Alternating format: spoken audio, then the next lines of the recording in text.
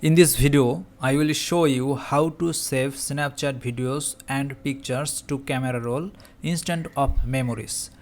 It should work on your iOS as well as Android device. So if you want to learn it, keep watching the video till the end. So first of all, you have to open your Snapchat apps. From here, you have to click on your profile icon at the top left corner. Then you will get the gear option at the top right corner. You have to click on this gear button. Then if you scroll down, you will get the memories option. You have to click here.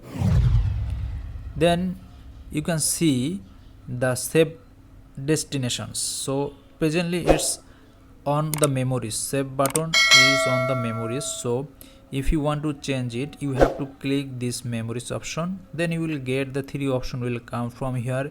If you want, you have to select the camera roll only.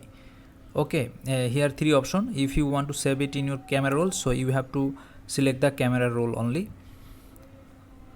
Then you can leave this option from this option. Now if you suppose click any image, taken any image, here I'm taking one image.